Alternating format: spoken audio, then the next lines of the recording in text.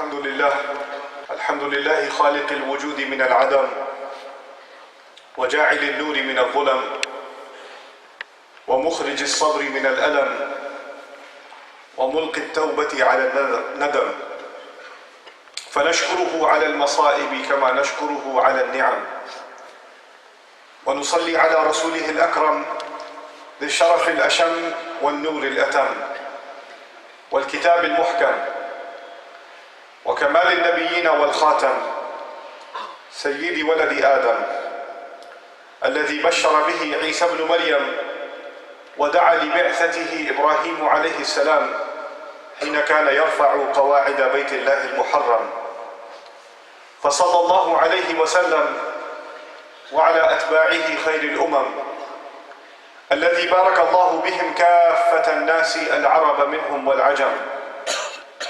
فالحمد لله الذي لم يتخذ ولدا ولم يكن له شريك في الملك ولم يكن له ولي من الذل وكبره تكبيرا. والحمد لله الذي أنزل على عبده الكتاب ولم يجعل له عوجا.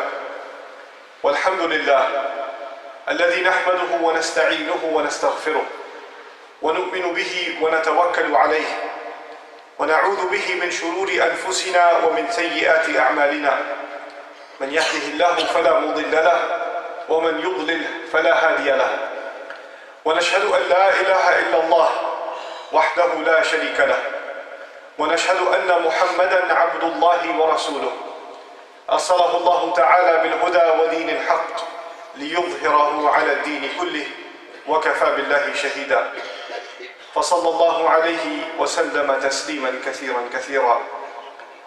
ثم أما بعد، فإن أصدق الحديث كتاب الله وخير الهدي هدي محمد صلى الله عليه وسلم، وإن شر الأمور محدثاتها وإن كل محدثة بدعة وكل بدعة ضلالة وكل ضلالة في النار.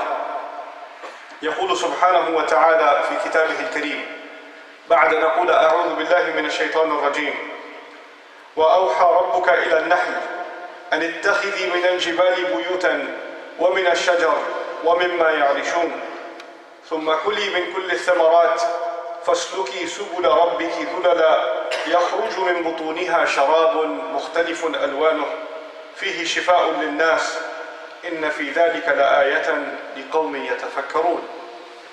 رب اشرح لي صدري ويسر لي أمري واحلل عقدة من لساني يفقه قولي. واللهم ثبتنا عند الموت بلا إله إلا الله، واللهم اجعلنا من الذين آمنوا وعملوا الصالحات وتواصوا بالحق وتواصوا بالصبر آمين يا رب العالمين। একজন মুসলিমের চিন্তা পদ্ধতি অন্য সবার চেয়ে ভিন্ন। এর কারণ হলো আল্লাহর কিতাব। এটা আমাদের চিন্তাধারাকে রূপদান করে। বস্তুত আজ আমি আলোচনা শুরু করতে চাই সূরা মুলকের একটি আয়াত দিয়ে, যেখানে বলা হয়েছে লোকেরা জাহান্নামে প্রবেশ করছে আর প্রবেশ করাকালে তাদেরকে তাদের অপরাধ সম্পর্কে জিজ্ঞেস করা হচ্ছে। তখন তারা উত্তরে বলবে ওয়াকালু লাউ কুন্না নাসমাউ আও নাকিল মা কুন্না ফি আসহাবিস সাঈর, বিখ্যাত একটি আয়াত। এবং তারা বলবে যদি আমরা শুনতাম। চলুন এখানে একটু থামি। এখানে কি শোনার কথা বলা হচ্ছে? যদি কুরআন শুনতাম, যদি ইসলামের বার্তা শুনতাম, যদি উপদেশগুলো শুনতাম, যদি কুরআন শুনতাম।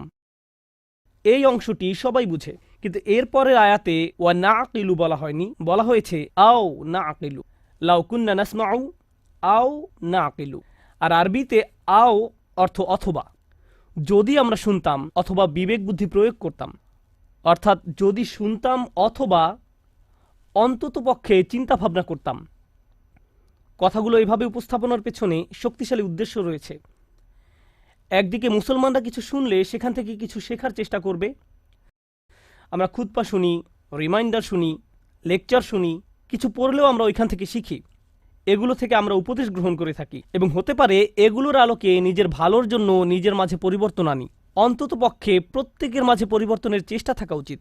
এই মানুষগুলোর আজ এই পরিণতির অন্যতম একটা কারণ হলো ভালো ভালো উপদেশ শোনার পরেও তারা নিজেদের পরিবর্তন করেনি। তারা শুনতে অস্বীকার করলো। মানে শ্রবণ করার দুইটা দিক রয়েছে, একদিকে কিছু কথা কানে প্রবেশ করা আর অন্যদিকে সে কথাগুলো নিজের জীবনে প্রয়োগ করা। আরবি ভাষার ক্ষেত্রে এই কথা যেমন সত্য, তেমনি ইংরেজি ভাষার ক্ষেত্রেও সত্য।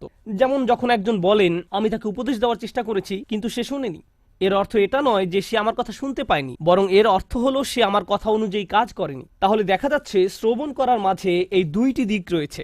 কিন্তু পরের কথাটির উপর আজ আমি জোর দিতে চাই, অথবা যদি আমরা চিন্তা ভাবনা করতাম, যদি আমরা নিজেদের বিবেক বুদ্ধি প্রয়োগ করতাম। এই আয়াতের বাহিরে আরও বহু আয়াতে আমাদের বলেছেন একজন মুসলিমের নিয়মিত চিন্তা করা উচিত, এমনকি যখন সে কোনো শায়েকের কাছ থেকে কিছু না শুনে নিভৃতে বসে থাকে তখনও তার চিন্তা করা উচিত। আমরা সর্বদা চিন্তাশীল মানুষ, তো যে বিষয়গুলো আমাদের চিন্তাশীল বানায় তা হলো আয়াত। আল্লাহর নিদর্শনগুলোর উদ্দেশ্য হলো লাআল্লাহুম ইয়াতাফাক্কারুন লিকওমি ইয়াকিলুন লাআল্লাকুম তাকিলুন লিয়াদাব্বারু লিআয়াতি, যাতে তারা এর আয়াতসমূহ নিয়ে গভীরভাবে চিন্তা করে। আর আয়াত বলতে শুধু কোরআনের আয়াত বোঝানো হচ্ছে না, চারপাশে আল্লাহর যে বিস্ময়কর সৃষ্টি রয়েছে তাও বোঝানো হচ্ছে। যখন বাহিরে গিয়ে আকাশের দিকে তাকান তখন আপনার এটা নিয়ে চিন্তা করা উচিত। আমরা যখন বাহিরে কোনো গাছের দিকে তাকাই তখনও আমাদের চিন্তা করা উচিত। মুসলিমদের তো এটাই করার কথা। সবাই যা দেখে আমরা তো তা নিয়ে ভিন্নভাবে চিন্তা করি, তারাও দেখে আর আমরাও দেখি। কিন্তু আমরা যখন দেখি আমরা এর সাথে অন্য কিছুও পর্যবেক্ষণ করি, আমরা চিন্তা করার সুযোগ দেখি। তো আজকের খুতবাহ এমন একটি বিষয় নিয়ে যা অনেকটা উপেক্ষিত। আল্লাহ আজ্জা জাল্লা চান আমরা যেন এই সম্পর্কে চিন্তা করি। তিনি চান আমরা যেন ব্যাপারটা গভীরভাবে ভেবে দেখি। এভাবে দুটি বিষয়ের মাঝে পার্থক্য তৈরি হয়, যখন আমরা ভাষা কোরআন অধ্যয়ন করি এবং সামনে এগিয়ে যাই, অথবা আমরা থামি এবং আল্লাহ সুবহানাহু ওয়া তাআলা কি বলছেন তা নিয়ে গভীরভাবে ভেবে দেখি। তিনি এই অসাধারণ আয়াতে বলেন, ওয়া আওহা রব্বুকা ইলান নাহলে, আল্লাহ ওহী অবতীর্ণ করেন, আপনার রব ওহী অবতীর্ণ করেন। যখন বলেন আওহা রব্বুকা, কোরআন যেহেতু রাসূলুল্লাহ সাল্লাল্লাহু আলাইহি সাল্লামের নিকট অবতীর্ণ কালাম, যখন বলা হয় আপনার রব অবতীর্ণ করেছেন, রাসূলুল্লাহ সাল্লাল্লাহু আলাইহি সাল্লাম যখন এই কথা শুনছেন তিনি হয়তো ভাবছেন আমার রব আমার প্রতি কোরআন নাজিল করেছেন। কিন্তু এই আয়াতে আল্লাহ বলছেন আমি আপনার নিকট অবতীর্ণ হওয়া ওহী সম্পর্কে কথা বলছি না, আমি মৌমাছির নিকট অবতীর্ণ হওয়া ওহী সম্পর্কে কথা বলছি। যেই প্রভু আপনার নিকট কোরআন অবতীর্ণ করেন তিনি মৌমাছির প্রতিও কিছু একটা অবতীর্ণ করেন। ব্যাপারটা নিয়ে একটু ভেবে দেখুন। মৌমাছি আমাদের অধিকাংশের নিকট গুরুত্বপূর্ণ কোনো বিষয় নয়। এমন নয় যে আমরা প্রতিদিন এটা দেখি। যদি দেখেন ভয় পেয়ে তাড়িয়ে দেন। আর যদি শহরে বাস করেন তাহলে তো আপনি এমনিতেই প্রকৃতি থেকে অনেক দূরে। মোটের উপর আমরা ইট পাথরের শহরে থাকি। আল্লাহর সৃষ্ট বিস্ময়কর প্রকৃতির সাথে আমাদের সাক্ষাৎ হয় কদাচিৎ। যে একটি সৃষ্টিকে এখনও এড়ানো যায় না তা হলো আকাশ। আকাশ সব সময় উপস্থিত। যারা ব্যস্ত শহরে বাস করেন তাদের এমনকি উপরের দিকে তাকানোরও সময় থাকে না। তারা আশেপাশে তাকান, বাসে যাতায়াত করেন, তারা এমনকি আকাশও দেখেন না। তাহলে আমরা কি নিয়ে ভাবব? আমরা এমনকি নিজেদের জন্য চিন্তা করার সময় পাই না, বা আল্লাহ আমাদের যা নিয়ে চিন্তা করতে বলেন তা নিয়েও ভাববার সময় পাই না। তো এই খুতবাতে আমি আপনাদের এমন জিনিস নিয়ে চিন্তা করতে বলবো যা আমরা সম্পূর্ণরূপে উপেক্ষা করি। একটি মৌমাছি, বিশেষ করে আল্লাহ আজ্জা জাল্লা তার রাসূল সাল্লাল্লাহু আলাইহি সাল্লামকে বলেন এমন এক ধরনের ওহী আছে যা আমি আপনার নিকট অবতীর্ণ করেছি মৌমাছির প্রতি। সুবহানাল্লাহ। আমাদেরকে মৌমাছি নিয়ে চিন্তা করতে হবে, কারণ কোরআনে আল্লাহ যা কিছু বলেছেন সব কিছু আমাদের হেদায়েতের জন্য। তাই একজন বিশ্বাসী হিসেবে এই ক্ষুদ্র সৃষ্টির প্রতি আমাদের এখন অন্যরকম একটা শ্রদ্ধা তৈরি হয়েছে, কারণ আল্লাহ বর্ণনা করেছেন এই ক্ষুদ্র সৃষ্টি আল্লাহর ওহী গ্রহণ করে থাকে। আল্লাহ এমন কথা গরু সম্পর্কে বলেননি, তিনি এমন কথা উট সম্পর্কেও বলেননি, তিনি পাখি সম্বন্ধেও এমনটি বলেননি। ওই প্রাণীগুলোর কথাও তিনি উল্লেখ করেছেন।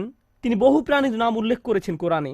অন্য অনেক সৃষ্টির কথা কোরআনে এসেছে, কিন্তু ওহীর ব্যাপারটি যা আমাদের মনোযোগকে বিশেষভাবে আকর্ষণ করেন, এই সৃষ্টির মাঝে বিশেষ কিছু রয়েছে যার দরুন আল্লাহ আমাদেরকে এর প্রতি মনোযোগ দিতে বলেছেন।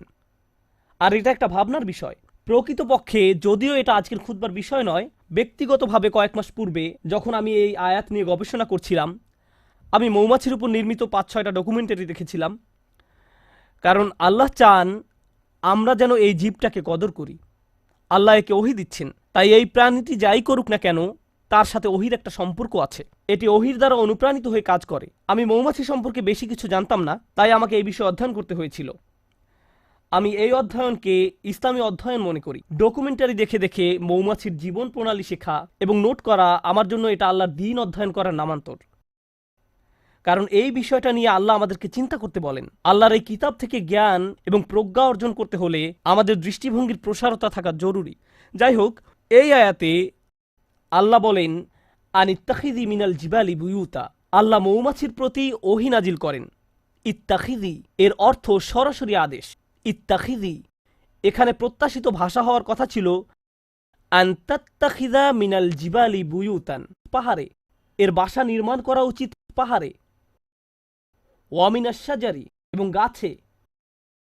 ওয়া মিম্মা ইয়ারিশুন, এবং তারা যে গৃহ নির্মাণ করে তাতে। অর্থাৎ মৌচাষীরা এর জন্য যে খাঁচা নির্মাণ করে, যে গৃহ নির্মাণ করে তাতে। তাহলে মানুষ তাদের জন্য যে খাঁচা তৈরি করে তাতেও এরা বাসা তৈরি করতে পারে। এখন আমরা এই আয়াত থেকে যা শিখি, প্রথমত আল্লাহ বিশেষভাবে উল্লেখ করলেন তিনি মৌমাছিকে সরাসরি আদেশ দিয়ে থাকেন। ইত্তাখিদি ব্যাকরণের দিক থেকে ফেলে আমরের মধ্যম পুরুষে ব্যবহৃত হয়েছে। আল্লাহ সরাসরি মৌমাছির সাথে যোগাযোগ করে বলছেন তার কোথায় বাসা বানানো উচিত। এই আদেশের আরেকটি অসাধারণ উপকার হলো, যদি কখনো মধু বা মধু উপজাত কোনো দ্রব্য খেয়ে থাকেন, পৃথিবীতে যার বিশাল বাজার রয়েছে, প্রকৃতপক্ষে এটা শুধু মধু নয়, অধিকাংশ খামার, উদাহরণস্বরূপ ক্যালিফোর্নিয়াতে রয়েছে পৃথিবীর সবচেয়ে বড় কাঠবাদামের খামার।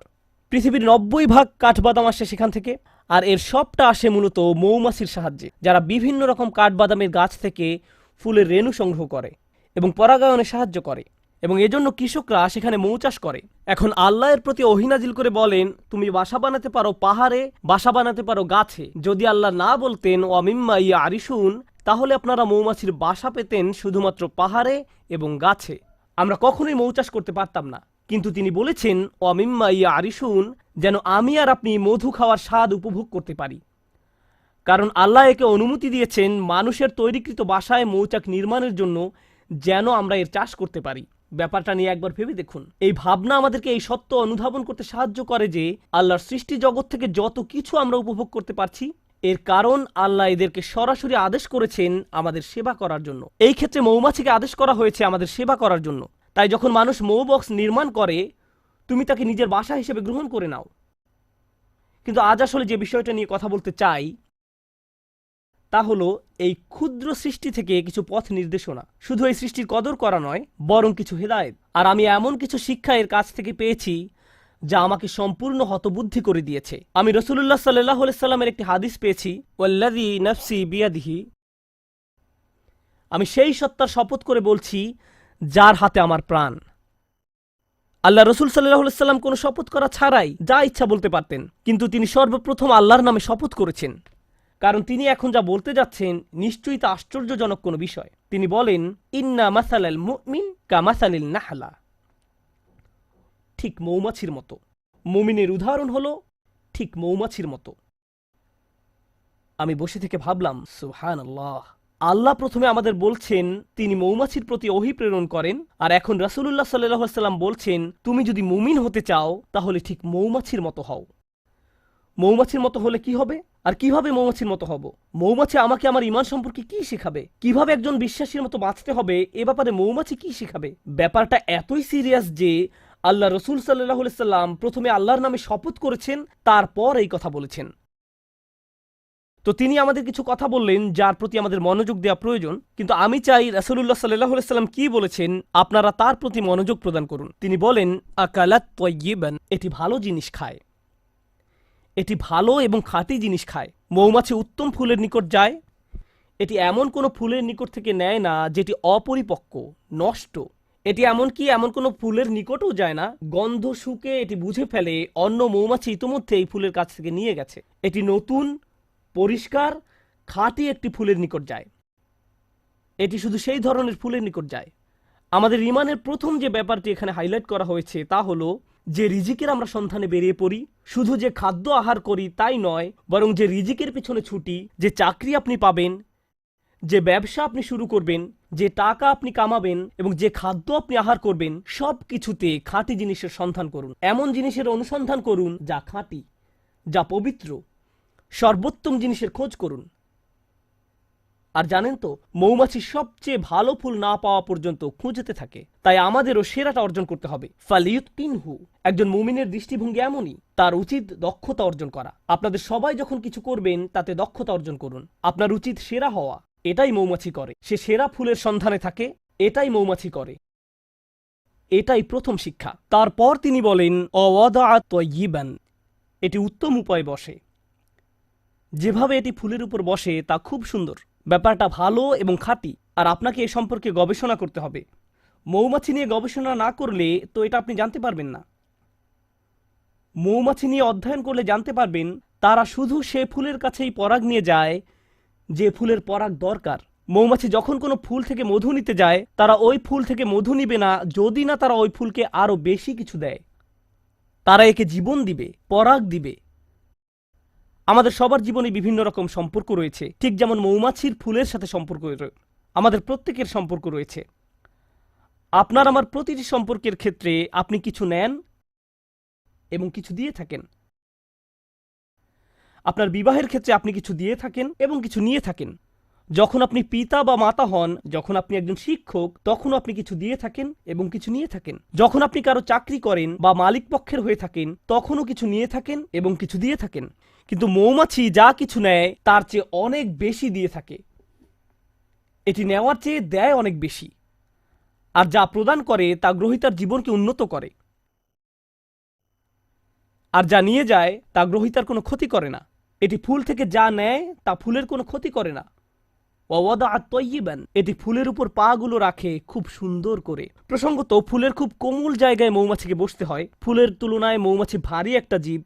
যদি সে তার সম্পূর্ণ ওজন ফুলের ওই কোমল জায়গায় রাখে, তাহলে এটি ভেঙে যেতে পারে। তাই এটি ভাসতে থাকে, পুরো ওজন ফুলের উপর রাখে না।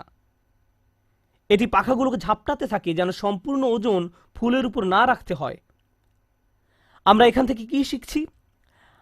আপনার একটি সম্পর্ক আছে, কিন্তু আপনি শুধু দাবি করতে থাকেন, চাইতে থাকেন। তারপর এক সময় আপনার প্রিয় বন্ধু, আপনার কর্মচারী, আপনার স্বামী বা স্ত্রী, তাদের ধৈর্যের বাঁধ ভেঙে যায়। আপনার কিছু জিনিস দরকার, হ্যাঁ আমি একমত, কিন্তু অতিরিক্ত নিতে যাবেন না। তাদেরকে এমন চাপে ফেলবেন না যে তারা ভেঙে পড়বে। আর যদি কিছু চান তাহলে বেশি করে প্রদান করুন। তার জন্য কিছু নিয়ে আসুন, তারপর দাবি করুন। আর যখন চাইবেন কম করে চান, জাস্ট যতটুকু দরকার, যতটুকু প্রয়োজন। তাহলে আচ্ছা, এটা সুন্দরভাবে বসে, ভালো একটি জায়গা খুঁজে নিয়ে বসে, এটা সুন্দরভাবে আহার করে। এর আরেকটি উপকার হলো, যদি অন্য কোনো মৌচাকের মৌমাছি পাশ দিয়ে অতিক্রম করে এবং দেখে যে একটি মৌমাছি এই ফুল থেকে আহার করছে, তখন সে এখানে এসে কোনো ঝামেলা বাঁধায় না। কারণ যদি দুইটি আলাদা মৌচাকের মৌমাছি একটি ফুলের উপর গিয়ে বসে, তখন ফুলের ক্ষতি হয়ে যায়, এর আর পরাগায়ন হয় না, ফুলটি এর ফলে মারা যায়। তাই মৌমাছি ব্যাপারটা বুঝতে পারে। সে জানে যে এই ফুলের সাথে ওই মৌচাকের সম্পর্ক গড়ে উঠেছে, আমার আর এর কাছে যাওয়া উচিত নয়। এবং গন্ধ শুঁকে বুঝতে পারে। এরপর সে অন্য আরেকটি ফুলের নিকট যায় যাকে স্পর্শ করা হয়নি এখনো। আর আমরা কি করি? কেউ একটা দোকান খুললো, আরেকজন দেখে ভাবলো ভালো ব্যবসা, আমারও ঠিক একই রকম একটা দোকান দিতে হবে রাস্তার ওই পাশে। আর ওই লোকের সব কাস্টমার নিয়ে যায়। যখনই কোনো কাস্টমার ওই ব্যক্তির দোকানে যেতে নেয়, এই ভাই এদিকে আসেন, আপনাকে একটা জিনিস দেখাই। আমরা কি করি? আরো শত শত জায়গা আছে যেখানে আমি দোকান দিতে পারি। আল্লাহ রিজিক প্রশস্ত, আমাকে তার প্লেটের ভাত নিজের প্লেটে তুলে নিতে হবে না। কিন্তু এটাই আমরা করি। মানুষ এমন কৃপণের কৃপণ। আমি এমন মুসলিম চাকরিজীবীর কথা জানি যারা অনেক টাকা কামায়। আমি এমন ডাক্তারদের কথা জানি যারা যথেষ্ট টাকা আয় করে। তারপর হয়তো কোনো মেডিকেল কলেজের ছাত্র যে হাসপাতালে ইন্টার্নশিপ খুঁজছে, আর এই ডাক্তার তার জন্য সুপারিশ করে না, কারণ হয়তো 5 বছর পরে সে আমার চেয়ে বেশি আয় করবে। আমি এটা চাই না। এভাবে আমরা একে অন্যকে সাহায্য করতে চাই না। অথচ একজন বিশ্বাসীর মনোভাব হওয়া উচিত ছিল এরকম, আচ্ছা সে তার রিজিক এখানে আয় করছে, আমার উচিত অন্য কোনো জায়গায় যাওয়া। আমার তার রিজিকে ভাগ বসানোর দরকার নেই। পুঁজিবাদী সমাজের মতো গলা কাটার দরকার নেই। আপনি এই দুনিয়াতে অন্য মানুষের রিজিক দখল করে নিজের টাকা আয় করতে আসেননি। আমি শুধু আমার লাভ বুঝি, আমি এছাড়া অন্য কিছু বুঝি না। সুবহানাল্লাহ। আর নবী সাল্লাল্লাহু আলাইহি সাল্লাম বলেন, ওয়াকাআত ফালাম তাকসির। এটা বসে কিন্তু ভেঙে ফেলে না। এটা দাবি করে এবং নিজেরটা নেয় কিন্তু ভাঙে না। এটা নেয় সর্বোত্তম পন্থায়। আহার করার কি এক মহৎ পন্থা, বাঁচার কি এক মহৎ পন্থা। আমাদের ক্ষেত্রে ব্যাপারটা শুধু টাকার সাথে জড়িত নয়, সম্পর্কের ক্ষেত্রেও এমনটা ঘটে। আমাদের সকল সম্পর্কের জন্য এখান থেকে যা শিখছি, যদি আমরা সত্যই মৌমাছির কাছ থেকে কি শিক্ষা নিব তা বুঝতে পারি, যে শিক্ষাটা উপলব্ধি করার প্রতি রাসূলুল্লাহ সাল্লাল্লাহু আলাইহি ওয়াসাল্লাম এত বেশি জোর প্রদান করেছেন, তাহলে আমাদের বুঝতে হবে, আমি কি আমার বাচ্চাদের উপর অনেক বেশি প্রেসার দিচ্ছি? আমি কি আমার পিতামাতার কাছ থেকে অনেক কিছু দাবি করছি? আমি কি আমার স্বামীর কাছ থেকে বেশি কিছু দাবি করছি? আমি কি আমার স্ত্রীর কাছে অনেক কিছু আশা করছি? আমি কি আমার বন্ধুর কাছে অনেক অনেক কিছু চাচ্ছি? আমি কি আমার কর্মচারীদের উপর অনেক বেশি কঠোর? আমি কি আমার শিক্ষককে অনেক বেশি জ্বালাতন করছি? আপনাকে এই প্রশ্নগুলো করতে হবে, কারণ আপনি মৌমাছির মতো হতে চান। তারপর সবশেষে তিনি বলেন, ওয়ালাম তুফসিদ, ওয়ালাম তুফসিদ, এবং এটি কোনো দূষণ তৈরি করে না। মৌমাছিদের একটি উল্লেখযোগ্য ব্যাপার হলো, যে ফুলের কাছে তারা মধু আহরণ করতে যায় তা নিজেদের বাসা থেকে অনেক দূরে, সুতরাং তারা অনেক দূর পথ ভ্রমণ করে, কখনো কখনো তা কয়েক মাইলও হয়ে থাকে। এরপর তারা নিজেদের মৌচাকে ফিরে আসে। আর মৌচাক শুধু তার নিজের বাসা নয়, তার বিশাল প্রতিবেশী রয়েছে, সবাই এই মৌচাকে বাস করে। আল্লাহ তাদেরকে বিশেষ ধরনের নাচ শিখিয়েছেন।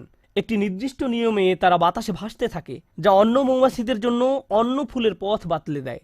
দেখো, আমি আমার নিজের জন্য কিছু রিজিক পেয়েছি, তোমরাও অমুক অমুক ফুল থেকে উপকার পেতে পারো। আমি তোমাদেরকে সেই রাস্তা দেখিয়ে দিচ্ছি। এটা তখন তাদেরকে পথ দেখায়। এর নাম হলো বি ড্যান্স।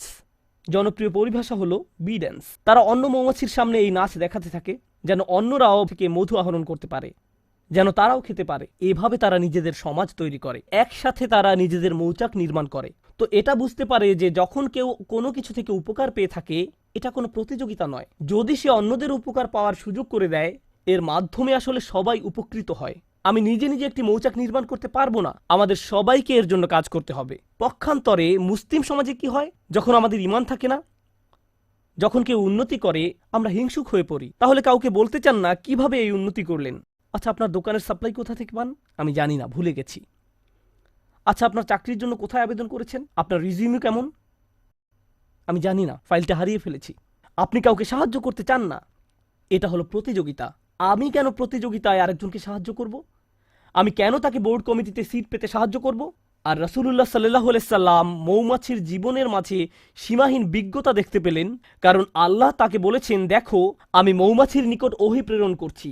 ওয়া আওহা রব্বুকা ইলান নাহল। যে পথটা মৌমাছি অনুসরণ করে, আল্লাহ তাকে বলছেন সুবুলা রাব্বিক।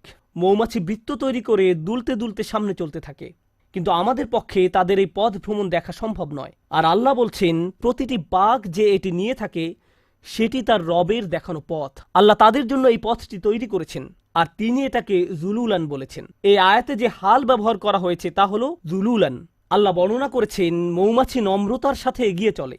এর একটা চাকরি আছে, গুরুত্বপূর্ণ কাজ আছে, এটা একটা মিশনে আছে, এটা একটা লক্ষ্যপানে এগিয়ে চলছে, কিন্তু তাই বলে এটা অহংকারী নয়। অনেক সময় দেখবেন মানুষ ব্যস্ত সময় কাটালে কেমন জানি অহংকারী হয়ে ওঠে। আমি মারাত্মক ব্যস্ত, তোমার জন্য আমার সময় নেই, পরে কল দিও। আর আপনাদের মাঝে কেউ কেউ বড় চাকরি করেন, মাকে কল দেওয়ার সময় নেই। অন্যদিকে মৌমাছি জুলুলান তথা কাজ করতে যাওয়ার সময়ও নম্রভাবে পথ চলতে থাকে। সুবহানাল্লাহ। সব শেষে যা বলতে চাই, আর 2 মিনিট সময় আছে, আমি মৌমাছি নিয়ে শেষ একটি কথা বলতে চাই। যদিও অনেক কিছু বলার ছিল, শেষ একটা কথা, আল্লাহ এই জীবটাকে অসাধারণ করে বানিয়েছেন, আর এটাকে তার নিজের কাজ করার যোগ্য করে তৈরি করেছেন। এটা নিজের জীবিকা আহরণ করছে। এই মৌমাছির অন্যদের সাথে সম্পর্ক আছে, নিজে উপকৃত হচ্ছে, সমাজের সবার উপকার করছে। এই সব কিছুর উপরে এটা মৌচাক নির্মাণ করে। এই মধুর উপকার মৌমাছিকে ছাড়িয়ে আরো বহু সৃষ্টির মাঝে ছড়িয়ে পড়ে, যা শিফাউন লিন্নাস। এই মধুতে মানবজাতির জন্য রয়েছে চিকিৎসা, ছোট্ট একটা প্রচেষ্টা থেকে। আমরা এখান থেকে কি শিখছি? আমরা যদি মুমিনদের একটি সমাজ তৈরি করতে চাই, আমরা যদি পরস্পরের উপকার করতে চাই, আমরা যদি একসাথে ভাই ভাই হয়ে বাস করতে চাই এবং অল্পে তুষ্ট থাকি, আমাদের সম্পর্কগুলোর উপর বেশি চাপ না দিয়ে থাকি, এর ফলে আমরা যে সমাজ নির্মাণ করব, এতে শুধু নিজেদের উপকার হবে না, বরং মানবতা এর দ্বারা উপকৃত হবে, আরোগ্য লাভ করবে। যদি মৌমাছিদের একটি সমাজ পৃথিবীকে আরোগ্য দান করতে পারে, কত শত রোগবালাই মধুর মাধ্যমে আরোগ্য লাভ করে। রাসূলুল্লাহ সাল্লাল্লাহু আলাইহি সাল্লাম কর্তৃক সত্যায়িত একটি ওষুধ হলো মধু। আর মধু কখনো তৈরি হয় না যতক্ষণ না মৌমাছির একটি সমাজ একত্রে বসবাস করা শিখে এবং একত্রে কাজ করা শিখে। যদি এই উম্মাহ, যার মৌমাছির মতো হওয়ার কথা, যদি আমরা একসাথে কাজ করা শিখি, একত্রে বসবাস করা শিখি এবং আমাদের নিজস্ব সমাজ তৈরি করি, এর ফলে আমরা শুধু নিজেদের উপকার করব না, আমরা মানবজাতির জন্য আরোগ্য লাভের এক উপায়ে পরিণত হব। কারণ মানবজাতি আজ লোভী হয়ে পড়েছে, সবাই শুধু নিজের চিন্তায় ব্যস্ত। তারা বলে, আগে নিজের চরকায় তেল দাও। আমরা এই গ্রহকে জ্যান্ত সাবার করে ফেলেছি। প্রসঙ্গত, এতে অবাক হওয়ার কিছু নেই। আজ যেহেতু পৃথিবীতে ফিতনা বেড়ে গেছে, পৃথিবীতে আরেকটি ট্র্যাজেডিও লক্ষ্য করা যাচ্ছে। মৌচাকগুলো দিন দিন উধাও হয়ে যাচ্ছে। আল্লাহ আজ্জা ওয়া জাল্লার একটি অন্যতম নিদর্শন হারিয়ে যাচ্ছে, এবং এজন্য সব শেষে রাসূলুল্লাহ সাল্লাল্লাহু আলাইহি সাল্লাম বলেন, ওয়ালাম তুফসিদ। এটা ফাসাদ তৈরি করে না, এটা আহার করার মাধ্যমে আরো বেশি জীবন তৈরি করে। যখন মৌমাছি আহার করে, এটি আরো জীবন তৈরিতে সাহায্য করে। আজকের দুনিয়ায় যেভাবে ম্যানুফ্যাকচারিং ইন্ডাস্ট্রিগুলো কাজ করে, যেভাবে আপনি ভোগ করি, আমরা জীবন বৃদ্ধি করি না, বরং আমরা উৎপাদন করি উল্লেখযোগ্য পরিমাণে মৃত্যু ঘটানোর মাধ্যমে। আমরা পৃথিবীতে অনেক বেশি দূষণ তৈরি করি, আমরা অনেক বেশি সামাজিক অপচয় এবং অর্থনৈতিক অপচয় তৈরি করি, আমরা দুনিয়াতে ফাসাদ তৈরি করি। আর রাসূলুল্লাহ সাল্লাল্লাহু আলাইহি সাল্লাম বলছেন, মৌমাছির মতো ভোগ করতে শেখো যেন পৃথিবীতে ফাসাদ তৈরি করা থেকে বিরত থাকতে পারো, পৃথিবীকে আরো বাসযোগ্য করে তোলো। তোমরা তোমাদেরটা নিতে পারো, কিন্তু এর মানে এটা নয় যে পৃথিবীকে এর জন্য বিশাল মূল্য দিতে হবে, পরবর্তী প্রজন্মকে এর জন্য মূল্য দিতে হবে। আল্লাহ আমাদেরকে এর কদর করতে সাহায্য করুন, আমাদের চিন্তাশীল মানুষে পরিণত করুন। আল্লাহ আমাদেরকে গভীর জ্ঞানপূর্ণ এক ধর্মদান করেছেন। আল্লাহর শপথ, যদি এই ধর্ম নিয়ে চিন্তা করেন তাহলে এটা অন্যরকম এক বিষয়। আর যদি সারা জীবন ধরে শুধু অনুসরণ করে আসছেন কিন্তু কোনোদিন এই ধর্ম নিয়ে চিন্তা করেননি, তাহলে এটা সম্পূর্ণ ভিন্ন রকম একটা বিষয়। আল্লাহ আমাদের চিন্তাশীল মানুষে পরিণত করুন, ভাবুক মানুষে পরিণত করুন, এবং এমন মানুষে পরিণত করুন যারা আসলেই কোরআনের আয়াত নিয়ে চিন্তা করতে পারে এবং রাসূল সাল্লাল্লাহু আলাইহি সাল্লামের হাদিসের গভীর শিক্ষা নিয়ে ভাবতে পারে। বারাকাল্লাহু লি ওয়া লাকুম ফিল কুরআনিল হাকিম ওয়া নাফা'নি ওয়া ইয়্যাকুম বিল আয়াতি ওয়া যিকরিল হাকিম। আশহাদু আল্লা